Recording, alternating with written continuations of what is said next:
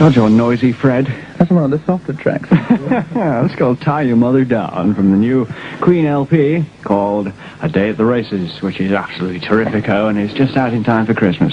Yes, that's right. Why Tie Your Mother Down? Well, this one is a track written by Brian, actually. I don't know why. I think he was sort of one of his vicious moods. I think he's trying to outdo me after Death on Two Legs, actually. I see. So if he's listening, folks... Let's play a nice, gentle, lilting one now. Oh, this is the real heavy one, yeah, that's right. Yes. This is one where you sing by yourself times 35 or something, isn't it? Yes, I've multi-tracked myself, yes, this one. How many of you are there on this one? Well, the next one, You Take My Breath Away. Yes. Actually, I did this one by myself. I multi-tracked myself. So the others weren't used on this for the voices. I played piano. It's basically... God, I don't know how we sort of managed to stay this sort of simple, what with our overdubs and things. People think we're sort of over-complex, and it's not true. It depends on the individual track, really. If it needs it, we do it. So this is pretty sparse, actually, by Queen standards. Still sounds like the choirs of heaven, folks. So here comes Freddie plus Freddie plus Freddie plus Freddie plus Freddie.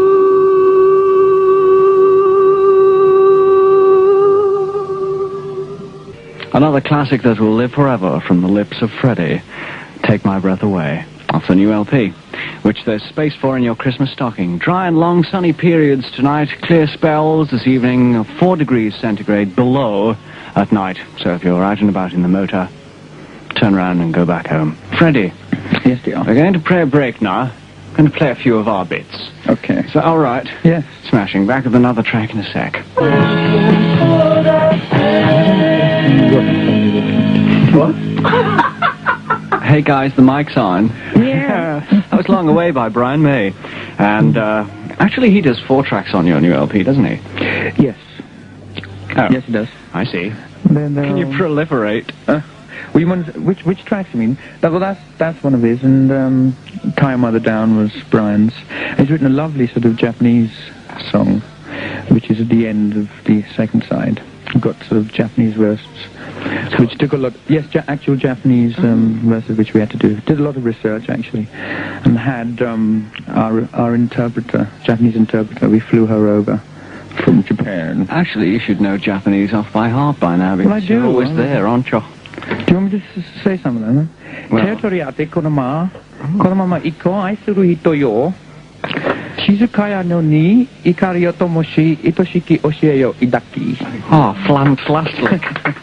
Really good. Actually, that was... And now we will split for the commercial oblivion. Right, back to the spiffingest LP ever released. Oh, what do you think of the new ELO? Oh, it's great.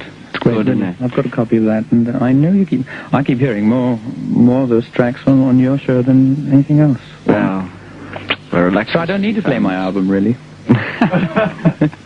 And also the Eagles. They're the 3 musts for your Christmas stocking box. And this is me talking to Freddie Merkьюри of Queen, who is must be a millionaire by now. What, Freddie? Oh, in what way do you mean?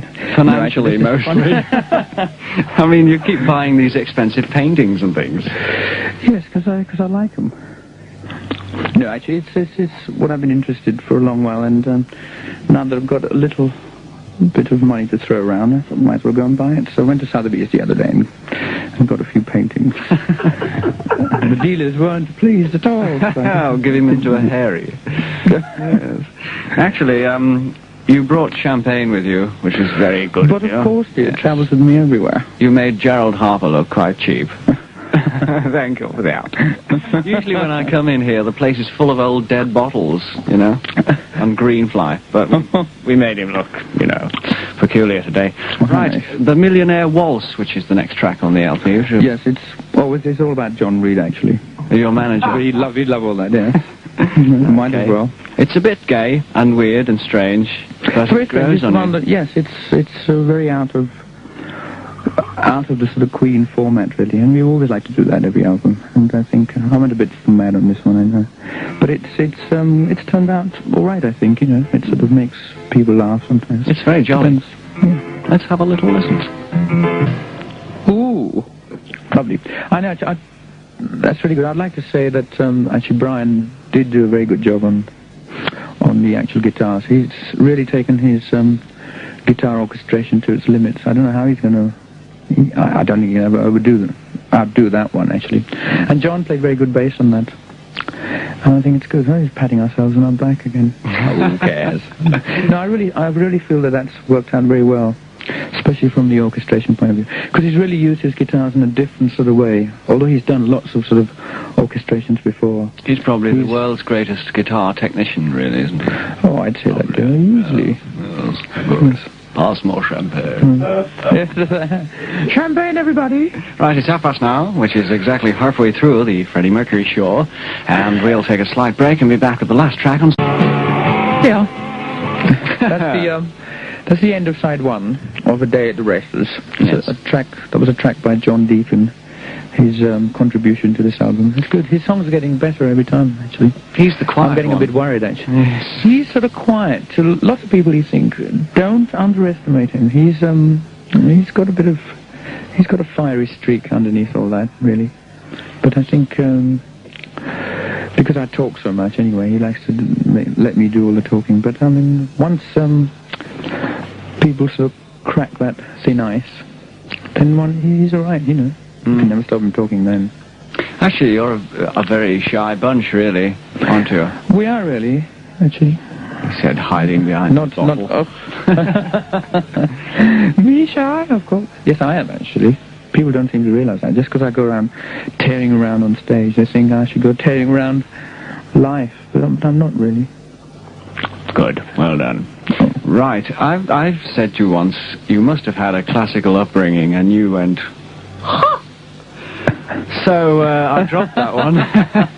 But I think you really must have. I did have, in my youth, that's a couple of years ago, when I was about 7 years old, I had, I did piano lessons, and I did up to grade 4 classical, practical and theory, and then I gave it up because, I basically sort of play by ear, really. And I can't sight read at all, so I gave that up anyway. And now all my sort of playing is done by ear. So I can't read music that well. It takes me a long while. Well, how do you work out these amazing harmonies you do? That's quite easy, yeah. Same as you do. Okay. I don't know. I just sort of you just have to work at it, you know. And after a while, you sort of fall into a pattern. And experience. I feel I'm getting better every year. Don't you? Oh, I do, yes. I learn a lot from our past albums, actually. See how they're constructed and things. And then you sort of use what you've done in the past and work out different things. You're polishing beautifully. It's really a polished product. Yes. I mean, that, you take my breath away. The harmonies on that are supreme. They're nice, yes. I'm very, very pleased with them. Isn't he modest? Right, they're wonderful. 22 minutes to 3, and from the polished to the side tool. Yes, bit hairy this number. So if you're a little old lady, stand back. Cool. How did you manage to get such a loud noise on one record? I don't know. That's Mike Stone, our engineer. He's sort of.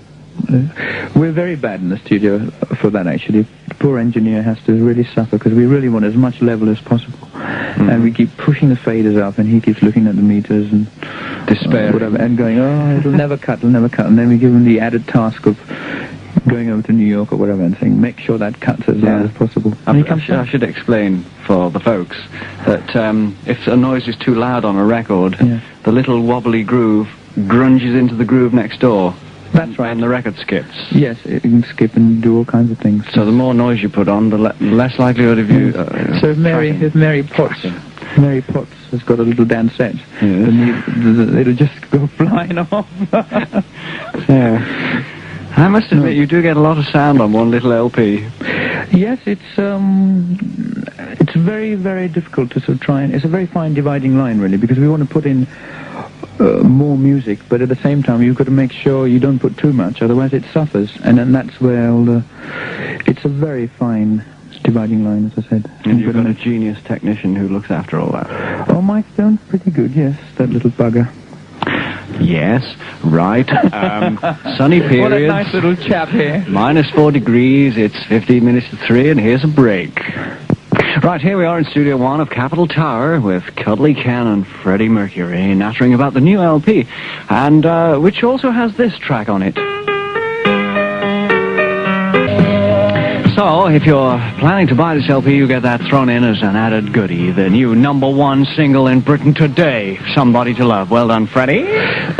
They've probably all got their copies now anyway, so you might as well play something else. Yeah, but the thing is, I mean, look, we all had Sailing by Rod Stewart, and then they re-released it and everybody bought it again. Yes. Very strange. Well, they can go out and buy that again. I'm not complaining. Let's play a little track out of Sheer Heart Attack now, because I thought this was one of your tunes because it was so lilting. Yes, well, I thought you made a sort of slight mistake earlier on, but this is a track called Dear Friends of our Sheer Heart Attack album, and it's written by Brian. I mean, I've done the vocals on it, but Brian wrote this lovely little tune. Lovely tune. And so we might as well get it right this time. Right, okay. No, I mean, might as well get you in the picture. No, he has written some nice... Yeah, people do associate me with the sort of simpering little... ballads. But Brian has written some lovely ones in his time. All right, let's hear this one. So dear friends... Very pretty. I didn't know Brian May wrote that. I thought he was the hairy department. Yes, he does, but he's very versatile. Okay, this next one is one of yours, isn't it? Yes, it's called Good Old Fashioned Lover Boy, and it's in my sort of ragtime sort of mood that I sort of get a chance to do on every album, and yes, this time I sort of something I came up with this time around. Right, a little frilly number from the pen of Fred. Great. Shut up. Right, that was one of Freddie's tunes. I hear you're not too pleased with the musical press, Freddie. Let's be outrageous. Well, it depends. Well, I mean, I don't take much notice, to be honest, on the musical trades. Actually, they can say what they like. I find they slag everything available. They just don't say anything nice about anybody. Not constructive at all, actually. The American press, I find much more...